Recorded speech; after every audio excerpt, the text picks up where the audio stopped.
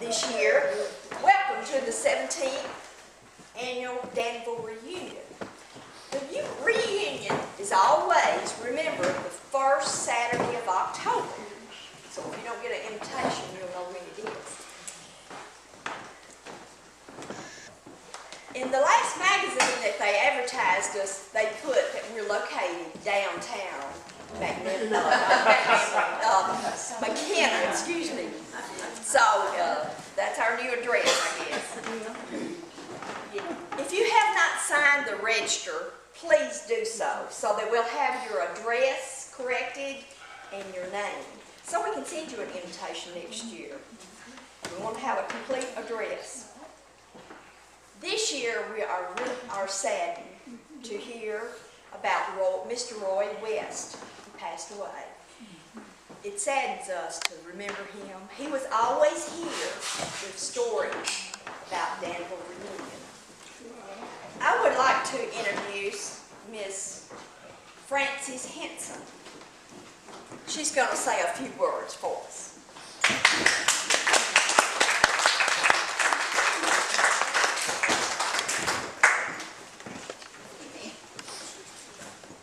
Well, I can't take Brother West's place, and I've talked to Margaret a few times since. He just got up one morning and went downtown, you know, and saw his friends and everything, just like he always did, and went back home and ate lunch and just, you know, died unexpectedly. So at least he didn't suffer a long time and he wasn't sick. Y'all come on in and see, wait for you. And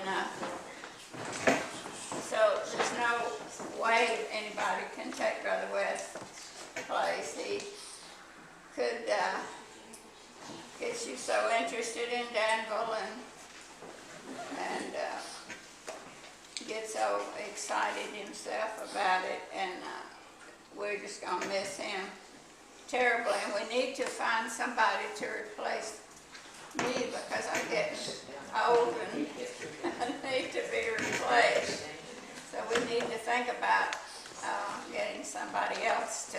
Of course, I didn't really come from Danville, but I married Dudley Henson, who I guess was born in Danville. I'm not sure. He lived there all his life, and he loved Danville. And of course, I remember really well them taking Danville off the map and all, because we went through there on the school bus every morning and picked up all those kids, and it was a big change for all of us. And I always hoped the lake was enough to take the place of Danville, but for all the people that live there, I don't think so.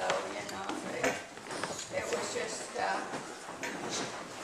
one of the oldest towns in Houston County, and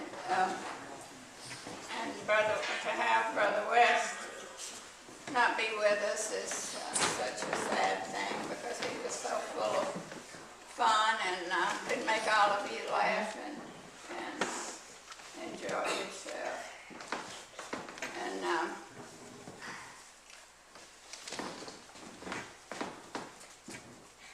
let's see if any of you have something you would like to say or that you would like for us to do at the Danville reunion.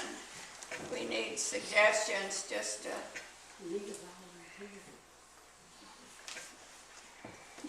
What? I told him we needed a volunteer. Yeah, we need anybody that knows of. I know it's just good to get together and talk if you actually live in Danville. And I think I wrote something that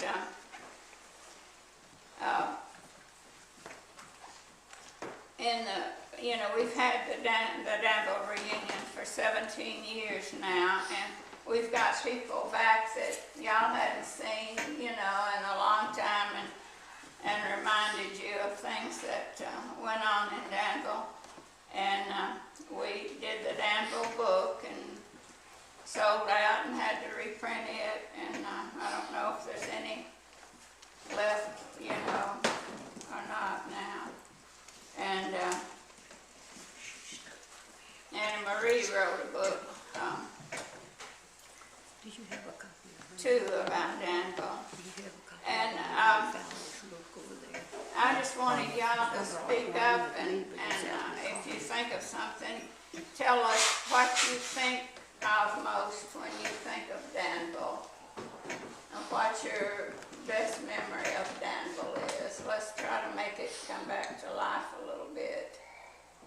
All I remember is being in the bus from White Oak, going up that real steep thing in the railroad there, and then picking up everybody in Danville, and a few times we came to a store over there, but you know, nobody had any ways to travel back in those days, and so just going through there on the bus was, and getting to meet all those kids, you know, that live there, and then how sad it was to see it come down,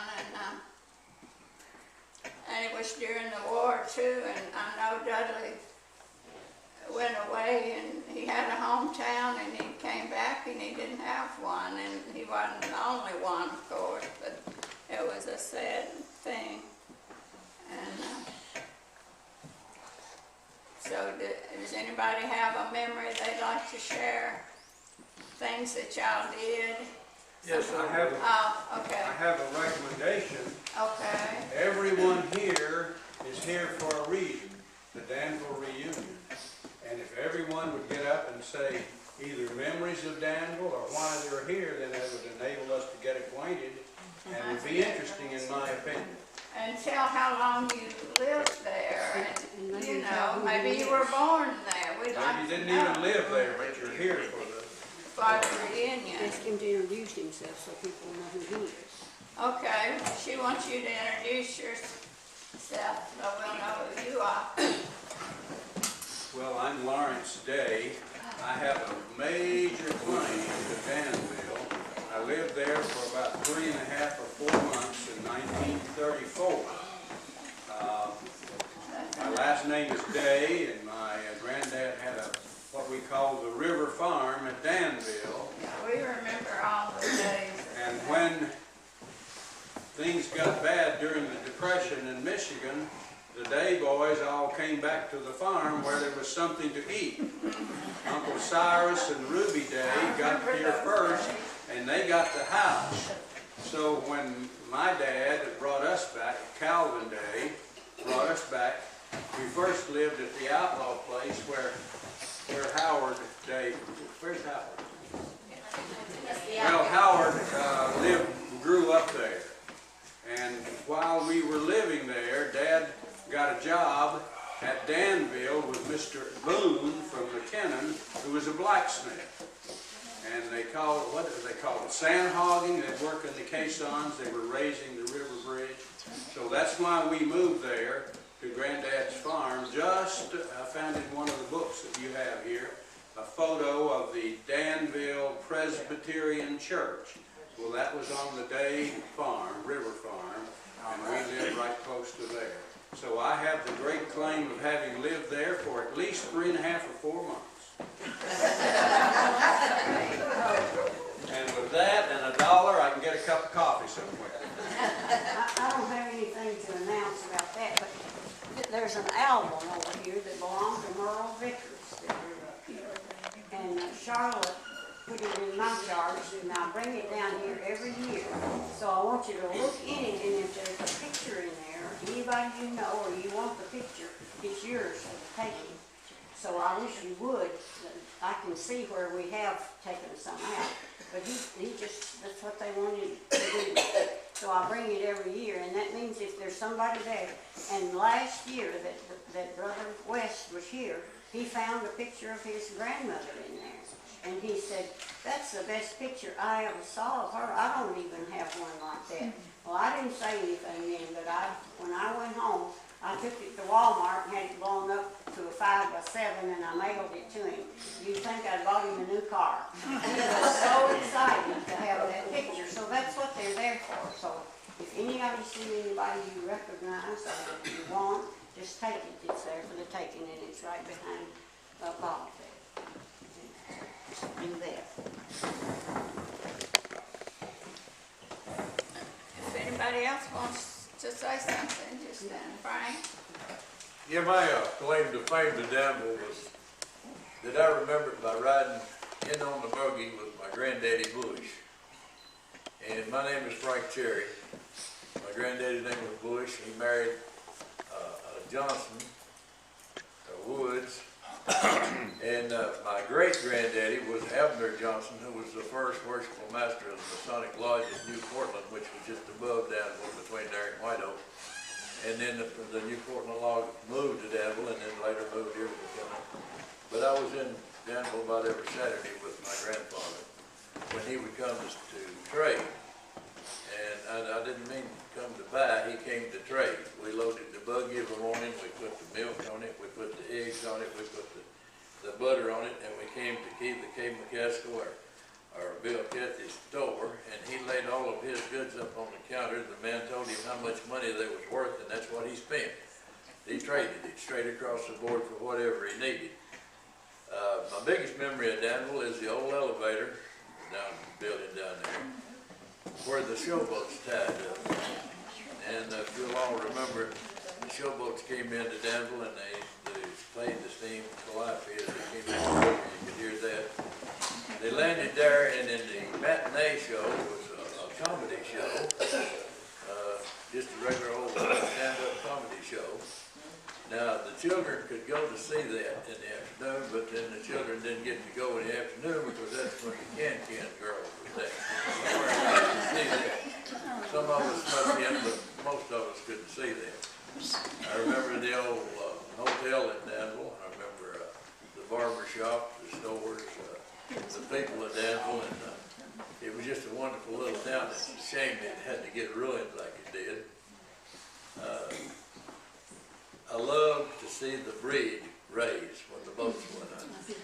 Later on, the first job I ever had, I worked on a sailboat for Paul J. Griffin Marine Towing Company out of Brookport, Illinois.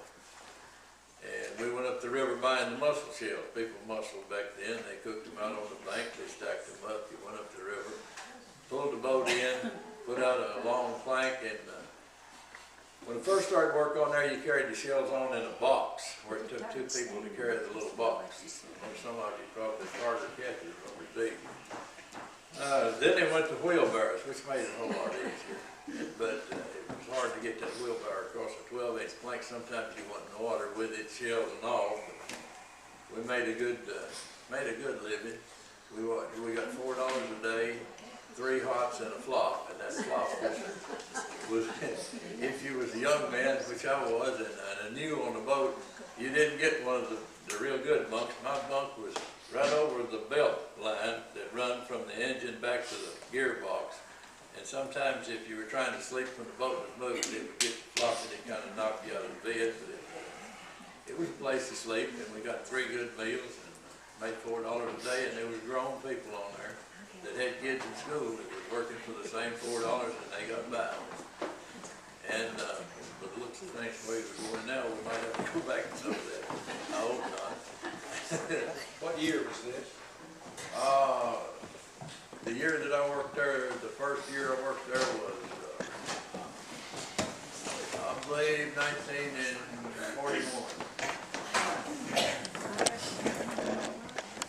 Graduated in 1939, so that brought back a lot of memories. All that you were talking about, I remember. Well, I wanted to say something about my lineage here. I'm an outlaw. And for those of you who know me, you know what I'm talking about. But I really am an outlaw because my granddaddy was an outlaw and my grandmother was Flossie Outlaw. So I want to tell the story. At Danville, there were some merchants in the community. One's name was Outlaw. which was my granddaddy, and Gamble and Steele, and across the river was a merchant by the name of Cheatham. So, and to beat all that, we got in the Guinness World Book of Records one year, and Frank, you might be able to tell me which year it was, but anyway, I'm proud to be part of Danville. I'm proud to be from Danville, and I think I'm really grateful that our paths have crossed, and that the community, I'm sorry that it went the way it did, but I'll also say I love to go down there on the boat. I really enjoy that. You didn't tell them about the other three merchants. You tell them. The three main merchants in Danville, at the time she was talking about there, one of them was an outlaw, one of them was a Steele, and one of them was named Gamble. So outlaw, Gamble, and Steele was your three main.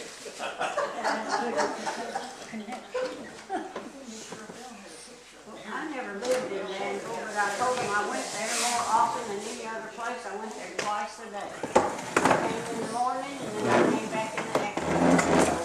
And I rode to school with all the people that lived in Danville, so I got to know all of them. But Francis and I really never lived in Danville, either one of us. But that's why I come to Danville reunions, because it was just the place I went every day. And I remember it looking like these pictures over here that we see. There was houses, I mean nice homes with shrubbery and fruit trees and flowers all along from the store. I can remember the hotel and then the store, and I don't remember which one was closest to the hotel. But I remember the Mr. Cathy that was, when you was going, you could turn left, you know, there, and he was right there where you turned. And then down that other road was where the church and the Seas lived and all that. Now, I remember that was all there when I rode the bus. Mr. Cathy had that little store, and before Mr. Cathy, there was Kay McCaskill had the store before him. And that was, I guess, the only two people in this part of the country that my granddaddy traded with. That was the only place to go. And then Kay McCaskill lived on White Oak with Mary and Lindy Askew. He lived there till he died, so I knew him. I helped take care of him after he died. So I know he always wanted to look at the newspaper when it came.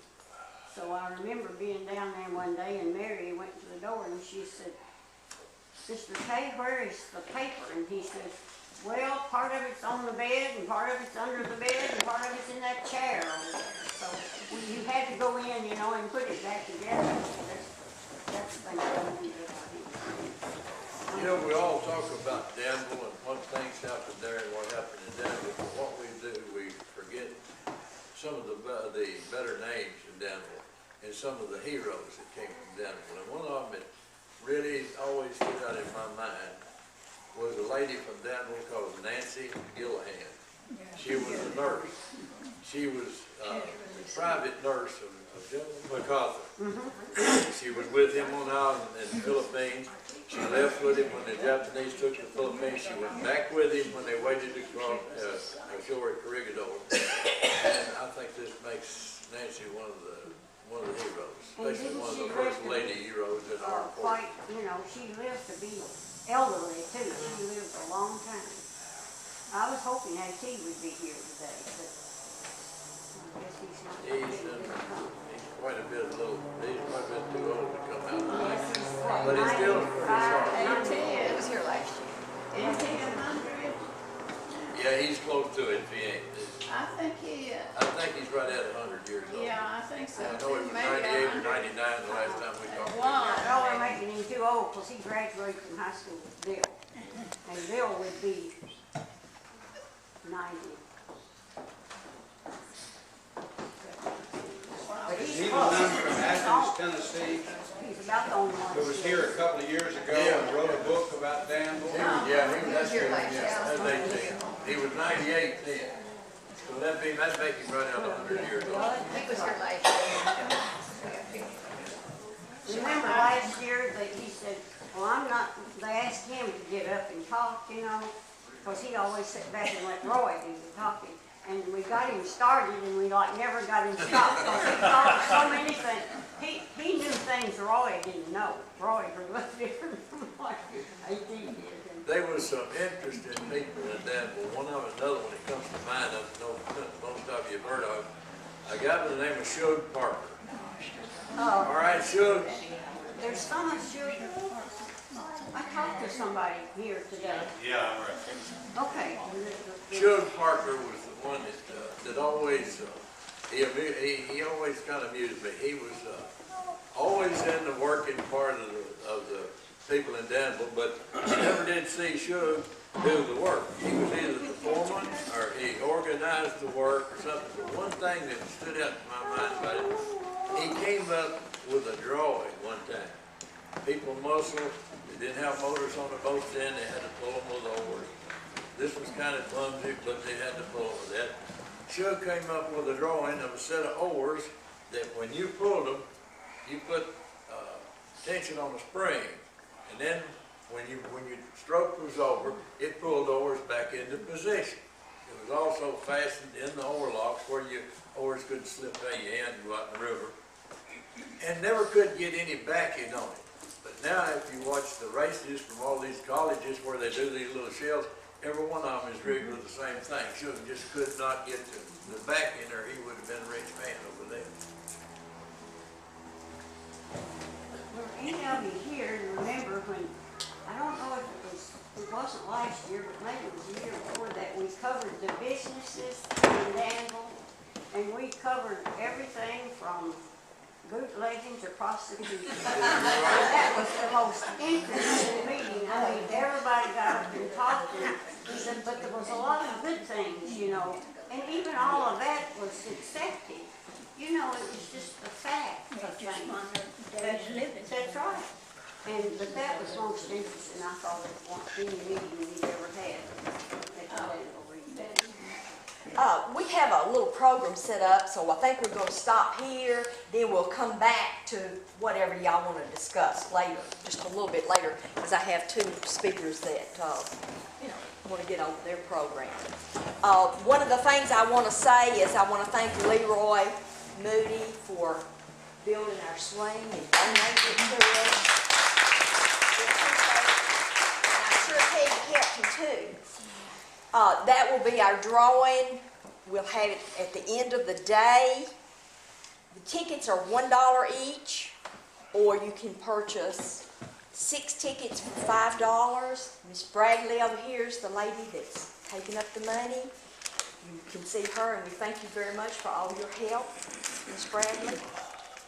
Also, I want to thank all the people ladies that have brought cakes. We will have a cake walk when this program is over, so stick around. We have some beautiful, delicious looking cakes. Okay, I'm going to ask Bob Mowry if he will come and he's going to present the history of the airport. Thank you, Bob.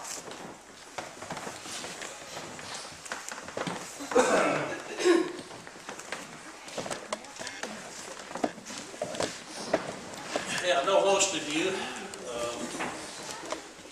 I'm Bob Mallory. I live about a mile east of here on some property that my father and mother purchased in 1948 from my dad's aunt. Some of you probably knew her, Daisy Harden. This was back in 1948.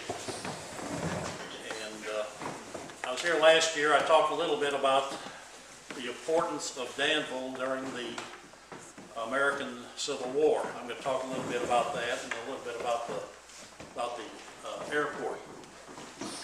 As I mentioned last year, Danville was very, very important during the Civil War because of its strategic location. And in 1862, they had a very wet winter in this area. I wasn't here, and I don't think any of you were here, but from what I read, they had a very wet winter. And of course, the superhighways of 1862 were this railroad out here and the river.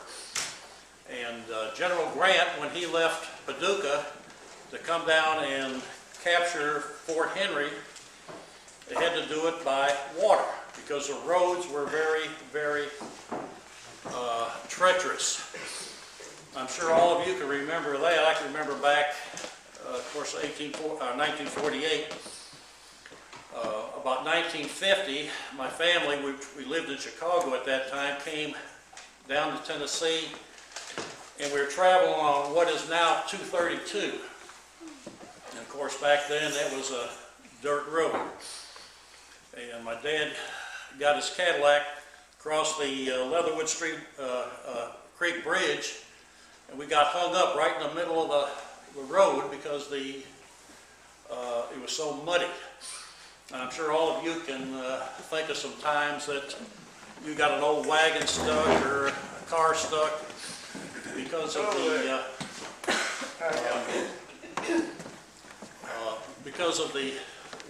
wet roads. We're having a problem right now. So at any rate, as I mentioned, Danville was very, very important, mainly because of the railroad and of the Tennessee River. Now, to stress the importance of this area during the Civil War, I bought a book with me that I just recently read. I guess I've read 10, 15 books on the Civil War during this, particularly Fort Donelson and Fort Henry and so forth. But this book is written by Jack Hurst. It's called Men of Fire. And it's about General Grant, Union General, Colonel Nathan Bedford Forrest. And again, the name of it is Men of Fire, and it's by Jack Hurst. And it says here, Grant, Forrest, and the campaign that decided the Civil War. And the campaign they were talking about was the Battle of Fort Henry, Fort Donelson, and the capture of the Danville Bridge by the Union Army. When you think about the importance of it,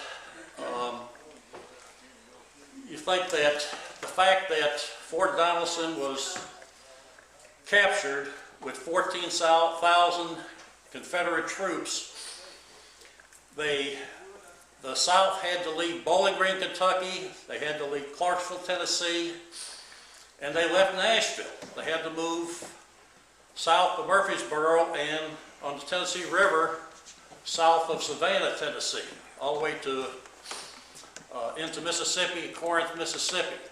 So you figure how much land was won by the battles of Fort Henry, Donelson, and the capture of the Danville Bridge.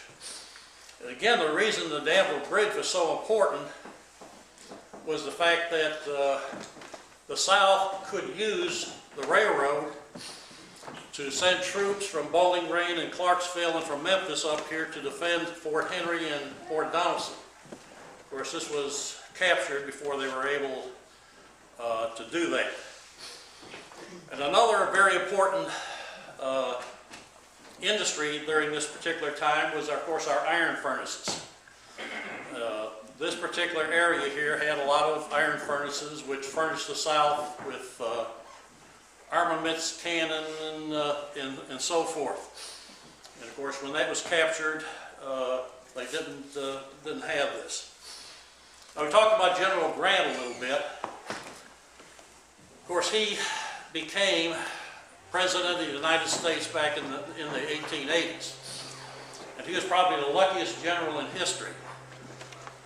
He did capture Fort Henry. Commodore Fote of the Union Navy captured Fort Henry. And they went, of course, then they came down and captured the Danville Bridge and put it out of commission, and then went over to Fort Donelson and surrounded Fort Donelson. And the reason Fort Donelson surrendered was the fact that the South thought that they were surrounded and that the Union had about 60,000 troops, and they only had about 18,000, and the South had about 16,000. But one night they met, the three generals, General Floyd, General Pillow, and General Buckner met in the hotel in Dover, and General Buckner talked the other two into surrendering. And of course they left. General Floyd and General Pillow left because they thought they were going to be hung if they were caught by the Union troops. But Buckner was a friend of Grant. Grant owed him some money, and he surrendered his 14,000 troops to the Union Army it was the 15th of February of 1862. Let me talk a little bit about the troops that served here at Danville in 1862. There was a regiment of several hundred men, which was called the 48th Tennessee Infantry, led by Captain Andrew Jackson Campbell from Columbia, Tennessee. He signed up for the Confederate Army in December of 1861. He went to Nashville. By boat he came to Clarksville, and by train he ended up in Danville. On February 6th of 1862, this group, the 48th Tennessee, was at Danville when Fort Henry was being bombarded by the Union Navy. They went by boat. They left the Danville Hotel, which they turned into a hospital, went north about 15 or so miles to Fort Henry and camped out there until Fort Henry surrendered. And then they went to Fort Donelson. When General Buckner surrendered, there's 14,000 troops at Fort Donelson. They were sent north to a couple of different camps up in Ohio and Illinois. The Captain Campbell, he went to up to in Ohio, and the rest of them were sent to Camp Butler near Chicago. So they served at Danville during the Civil War. In conclusion, I can just say that I really envy a lot of you that saw what Danville looked like before the water came here. When my dad bought the farm, it was 1948, and Kentucky Lake was already here. But listening to all these stories here, what you all ought to do is sit down and write all these stories out, so you could pass it on to the next generation. And this generation today don't realize what you all went through. We didn't have electricity down here until I think it was 1951. I had a little of that when we came down from Chicago. No electricity, had the wooden stoves, and they had these big kettles to cook outside.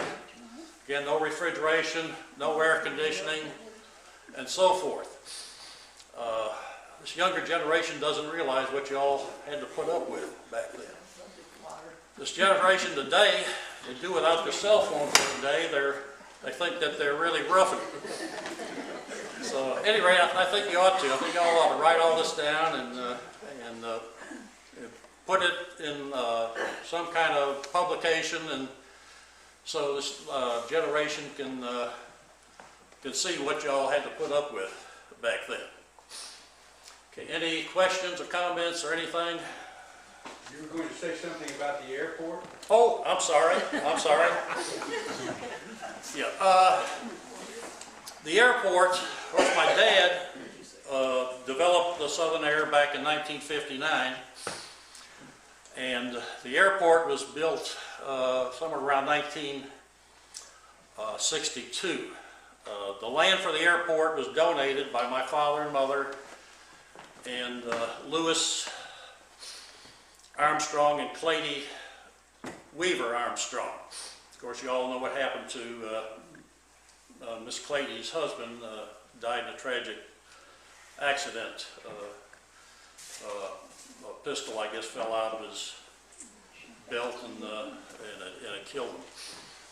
But the land was donated, and it did not cost the county a cent, because I think the total value they put on the airport was $120,000, and they valued the land, I think, at $60,000. And this was the county's part. So the state came and built the airport. And there was a lot of things that had to be taken care of. Of course, TVA. They had all those pine trees down there on the west side there. They sure didn't want to cut any of them. But they reluctantly cut those pine trees so the airport could come in. I bought a couple of articles that I did a little research at the library, and there's some articles about the airport and some pictures and so forth to give you a general idea of it. But it was built somewhere around 1962.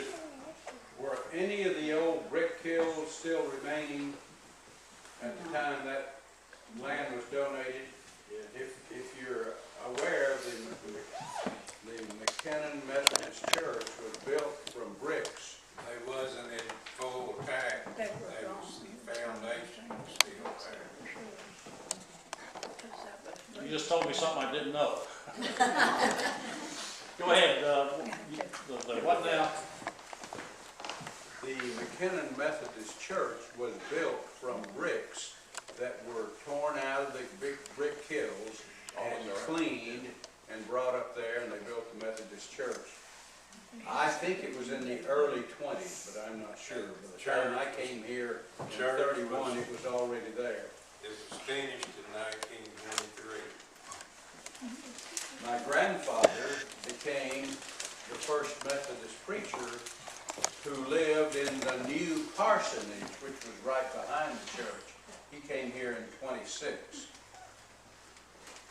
The brick hills you're talking about, there was one left when they started flooding there and everything, and then the remains of it was pushed down when they put the runway down.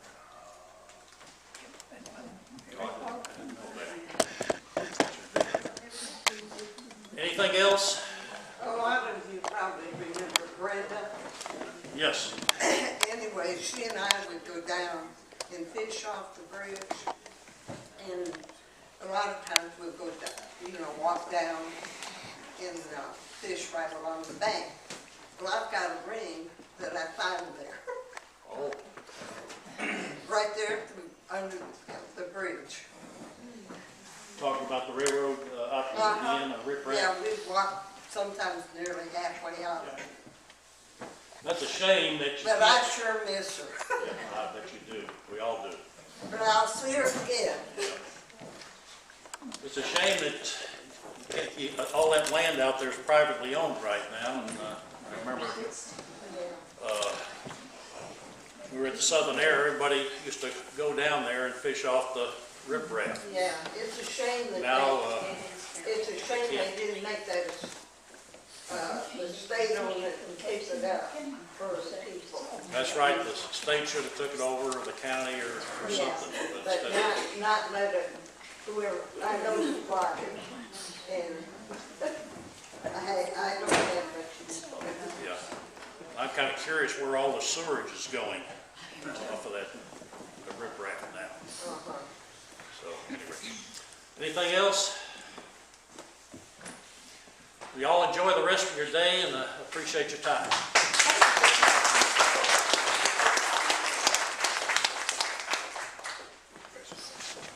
Our next speaker is Gary Booker. He's going to be talking about his era collection. Well, I've been about 50 years up Indian artifacts. Over several years, I used to hunt down here, right below McKinnon, between McKinnon and Danville. A lot of my artifacts came from down here in Cane Creek. Frank Cherry, he's hunted them down there. Now, it's hard to find them down there anymore because over a period of years, the creeks is flooded so much that it's silted everything over down there. There's no remnants of anything left in Cane Creek. Even the channel is not there anymore. But anyhow, over a period of years hunting these rocks, I've been casing them up. I go to a lot of Indian rock shows. I take some of my rocks periodically, show them to people. My best collection that I've got now is in Traditions Bank over at Erie, and it's been in there for about 6 or 8 months. They have a little, the Houston County Historical Society's got a little showcase down there. And over a period of time, they have different people come in down there and do this thing. But when they first started flooding the Cumberland River down here at Cumberland City, I was working with the Tennessee Department of Transportation. We done all the layout of bridges down around Cumberland City, down toward Dover. And in the process of excavating for the new roads, they'd go through a lot of different Indian sites. Well, when they do that, during the lunch period, when the boys got through eating, they'd lay in the wagon and sleep, and I'd get out and hunt for arrow rocks. So that's the way I came by a lot of my Indian artifacts, is by excavation of the roads and the bridges that were built in the surrounding areas. Most all of my artifacts has came from Houston, Stewart, Montgomery counties. I've spent hours and hours down here on the Danville Islands looking for arrows. And there's still some to be found, but the lake has eroded a lot of the islands. That's where these arrowheads that was found at one time. Just like down in, it's not going to be long down here in about the Hurricane Creek, that little island down there. It's just about eroded away. On the very north end of that island down there was an Indian burial ground. And you could, up to just a few years ago, you could see the remnants of these stone box graves that these Indians used to bury their dead people in. They put these flat limestone rocks in the bottom, on the sides, put the person that they was buried in there, and they'd cover it over with a limestone rock. And over a period of a few years, I have actually excavated some Indian burial sites. And the way that we would find them, we'd go out and look in these fields and around these creeks, and you'd get a knack to where that the Indians would live. And we had what we call them Trojan rods, and you could take these rods and go in there and where you thought they might be. And about all this deep in the ground, when you hit one of these limestone rocks, it was used in burial, Indian burial. Well, I kind of got the willies after doing that for a few years, so I couldn't do that anymore. But when we was working on Interstate 24 up there at Red River in Clarksville, they uncovered a cemetery up there of Indians. And of course, now any construction goes on, if they run across any kind of archaeology site, it's shut down and the state comes to investigate it. But at that time, back in the 60s, they didn't really put a lot of emphasis on taking care of the Indian burial in the vicinity. But I did go up there where they had uncovered one of the burial grounds, and there was an Indian in there, and go over there, and I did take his teeth. I've got his teeth at home now in a box, and they're kind of crystallized. You could tell, I don't know whether it was a male or a female, but anyhow, from the history talk that the women used to, when the men would get out and hunt for deer, kill the deer, and skin the hides, to soften them up, they chewed those hides to make them, to soften them up. And these teeth on top are crystallized and just as smooth as glass on the top. And I've got about 5 or 6 of those. I have carried them around a few Indian rock shows. But now, it's a good thing for people to get involved in this kind of stuff right here. It's past history. And at one time, around Danville, there must have been a lot of Indians lived in this territory around here, because Cane Creek, Hurricane, Leatherwood, Standing Rock, White Oak, up Richland and that area up in there, you can find Indian rocks just about anywhere that you want to look where those creeks run into the Tennessee River. And a lot of these muzzlers right today go down here and dives around in the lake. lake down here at Danville. They feel around, you know, picking up mussels. They find Indian rocks just regular. I know the Baggett boys up here in Tennessee, Ridge, they got a pretty good collection. They a couple of them boys, they still dig some shell down there. But in one Indian rock show, there's a guy brought an Indian rock in there that he claimed that he found over here out of Bass Bay in Benton County. And they call it the Christmas Star. I've seen this artifact one time, and the guy, he quit bringing it to shows because I guess somebody hiked it on him. And they put a value on that rock at $45,000. So a lot of these Indian relics, if you go to these shows, if you look at them, they've got some enormous prices on them. So it's a good hobby to get into. And but the only thing about it, if you hunt on personal property, you need to get permission. It's absolutely a no-no on government property. You cannot hunt Indian. You can hunt them, but you can't pick them up. So I've been run off twice over here at this refuge over here at Dover by that manager of that refuge over there. He called me over there one day, and I was kind of ignorant of the fact that you couldn't pick up Indian artifacts on federal property. But he let me know right quick that that was a no-no. So y'all can welcome to come here and look at these after you want to, after the show's over. And if you want to see my better collection, anytime you're over here and you go into this bank, and I've got a pretty good collection down there. To give you all an idea of what the worth of some of these rocks are, there's one hanging on the wall down there that was found in Benton County, close to where the star was found. It's called a Clovis double fluted point. And I have been offered over $2,000 for the one piece. Thank you very much, Gary. We appreciate that, and we will all go by and look and see and try to get to heritage, to tradition bank, excuse me. We have some antique cars that are out in the yard here that I want you to be sure and go by and look at if y'all are interested in antique cars. Now we have Jerry here from the Houston County Historical Society that would like to just speak to you a few minutes about. I'm just going to take a minute of your time. I'm in the Historic Society for Houston County, and we do have the Danville book available. I brought some down here. They're $15 a piece. And then I have the two historian books. This is the picture historic book for Houston County, and it's $50. And then we have the family history book, and it's $50. And then we have the cemetery book of all the cemeteries in Houston County, and it's $40. These are some of the books that we produce through the Historic Society, and we're not really making much of a profit off of them. It's just enough money to keep us running and so on. I brought pictures. Some of the area pictures of Danville that I had. This was the lake before it was flooded. And I brought these for sale. These are $10 a piece. But like Mr. Mallory was saying, we've been doing interviews with local veterans of World War II in Houston County. And today we've done 27 of them so far in this area here. So after we got done doing the World War II veterans, we moved into the historian people of Houston County, which is the older generation, and that's what we're doing now. We're doing interviews with anybody that just wants to sit down and tell us your family history. If you can name off your grandparents, or your brothers and sisters, or your mother and father, and where you live, we'd love to sit down and do an interview with you.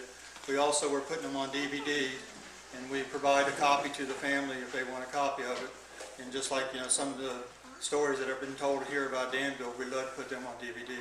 And we also have them available at the library, where if anybody wants to come down and view them, they can come view any of the videos that we've recorded. And we were able to do this. We received a grant from the state where we can record these videos and save them for future generations. And that's one of the projects that we're doing right now. And we're gathering pictures up because we want to create a third book. And today, I probably got 1,000 pictures gathered up. And our main problem right now is trying to identify some of the people in the pictures. And some of the pictures date back probably to 1870s, 1880s. And some of them are the court groups in Houston County, some of them are family groups, and some of them are just individual people. But if you have pictures that you would like to let us use and put into the third history book, we have the capability of scanning them now. You don't have to leave them with nobody. You bring them, let us copy them. We usually do it at the library in Erin. And if you can identify the people in there, we'll make a list of who they are. And so when we produce the third book, if you got family generations that you would like to have in that book this time, bring them along, and we'll try to get them into there, because it's preserving history for, like Mr. Mowry said, we don't remember what it was like to be without electricity or running water and so on. But with the stories that we've been told, we know how it was back in the 30s and the 40s and the 20s, because we've interviewed, we interviewed a Mr. Arthur Tanner, and he'll be 100 this month. And it was just fascinating, some of the stories he told. He told us how electricity come to the area in '51, and he remembers the Danville area before it was flooded. But if you'd like to sit down with us and do an interview, you can contact me, or you can contact Kay French at the library, and we'll set you up a time. It takes about an hour to do it. And I appreciate y'all letting me have a minute here to talk to you. Thank you. Maybe I have another little thought, Jerry's. The Houston County Historical Society meets the second Tuesday of each month. And anybody that would like to become a member of the Houston County Historical Society can see Jerry or Betty McKinnon, Miss Summers, or if you just want to come and be a guest, you're welcome to come. It's always 2 o'clock most of the time at the City Hall at Erin. So anybody is welcome, and anybody that wants to join is welcome. Go ahead. Yeah, this is just an information deal. I got involved in this with some of my family deals. If you, all of you here are interested in our family, our roots, where they came here and everything else, if you have a family cemetery that was on your old property, and that cemetery does not have a deed registered in the courthouse, or does not have a fence around it, it can be sold, bulldozed, and a house built on it. This has happened to several of the old family cemeteries. Merle Vickers, while he was alive, took care of getting all of this information from the cemetery book. And several times, twice, I know of, that they discovered a family cemetery, and before they could get back to it and get this done with the family, somebody had bought it and built a house on top of it. So if you have a family cemetery in this area, and it don't have a deed, or it don't have a fence, you need to take care of it. Thank you. Okay, thank you very much. Thank you, Jerry. And who do you see to do that? You just have to take the family over there and prove that it was your cemetery and your family cemetery, and that you can get a deed on it. Then it takes a while, but you can get a deed on it, or you can put your fence on it. It will prevent the bulldozer part of it. Okay, right now we're going to take just a little break. We're going to have the cakewalk, but first of all, I would like to ask our pastor, Denise, to go on and say our prayer, because some of you may want to go on and eat. I think I smell hot dogs and hamburgers. So, Denise, would you please? Before you do that, I want to tell you that the way we're able to keep this open is by selling hot dogs and hamburgers and everything, and I think it just, everybody's worked so hard in McKinnon United Methodist Church. So we're going to have those for sale. We also don't leave. We've got this fabulous band straight out of Hollywood or something. So we're going to have music, and we want everybody to stay. They've gone to a lot of trouble to get here. So I'm sorry. That's fine. Okay. Father God, we thank you for this beautiful day that you have given to us, and this opportunity to just come together with old friends. We thank you for heritage, for memories, for a history to be proud of. And we ask, Father, that you will help us to just embrace those memories and that heritage, to be sure that we do pass it down to the younger generations. And Father, we just praise you for the fact that you've given us good memories of our past, that we can just bask in those memories and remember fond things and good friends in our families. And we thank you for that. And we thank you for all those that have come here today to reminisce and to share those treasured bits from the past with each other and with us today. Father, we ask that you will bless the food that we are about to receive, that you will bless it to the nourishment of our bodies as we are in your service. And Father, we just ask that you continue to bless the rest of our visit today, that you will just be present among us, and that, Father, you'll provide safe journeys back home for all that are here today. We ask all these things in the name of your Son, our Savior, Jesus Christ. Amen. Thank you. Okay, well, let's have the cake walk now. Yes.